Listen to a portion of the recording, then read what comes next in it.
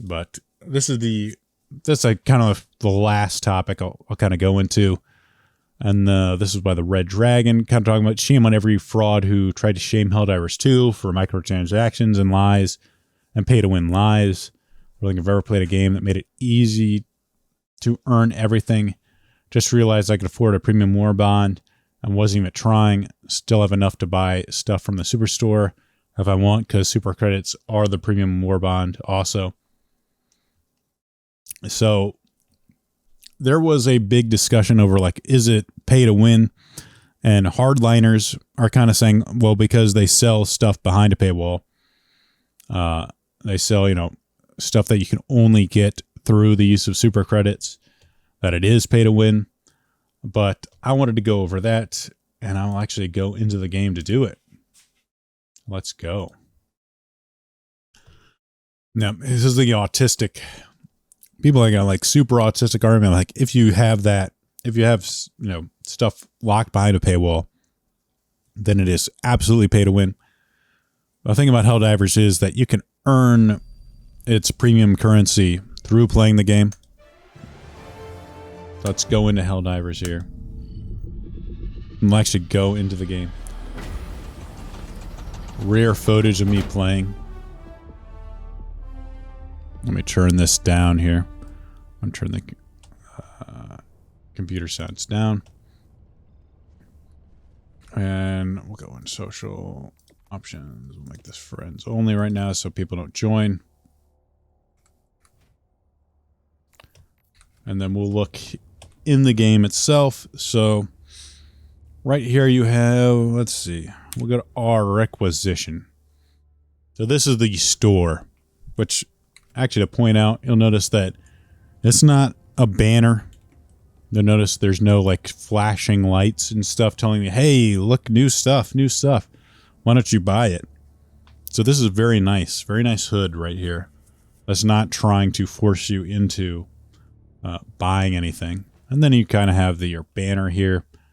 This is the acquisition center. This is where you spend war bonds. And the skull right here. Actually, you can't see this on my screen. Let me see if I can remove the... let's remove the border here. There we go. On the top right, you see the war bonds thing. It shows that. And this is where you spend this medals, which you get from the game. The medals are only by playing. You can't buy medals. And this is what you spend for here, and then you have to work down several pages.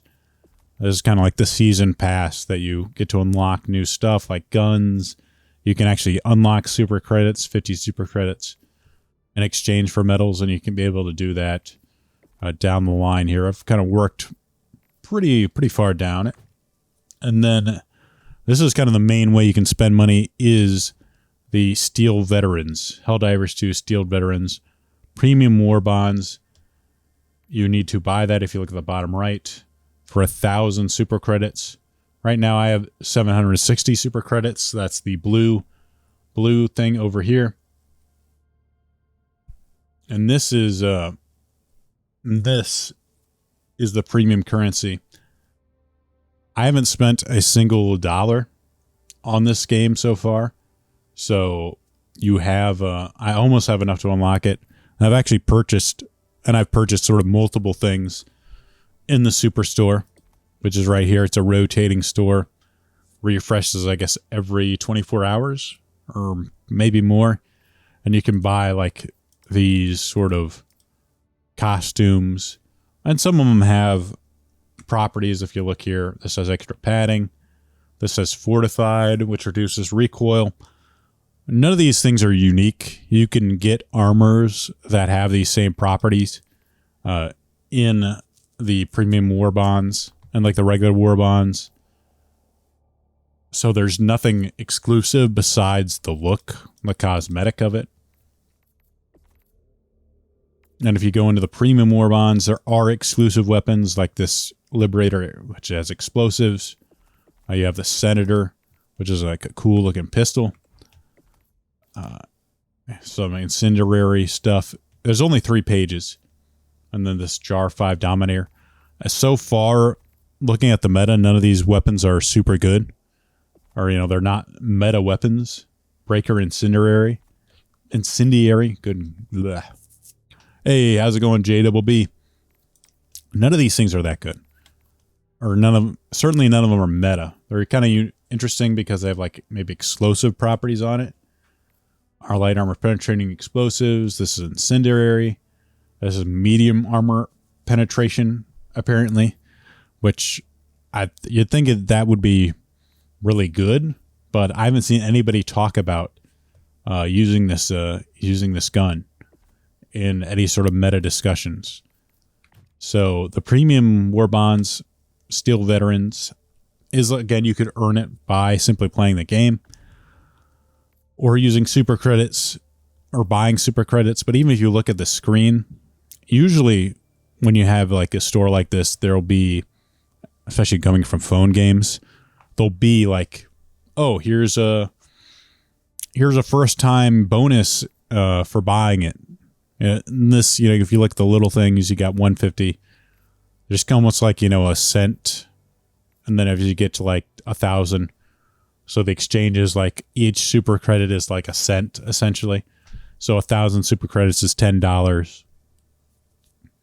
And then you get a little bit of a bonus for going to $20. Well, this is the only thing you can buy is the 1999. Instead of like most phone games, like it goes up to like 100 or 200, and you get a big additional bonus for going that high.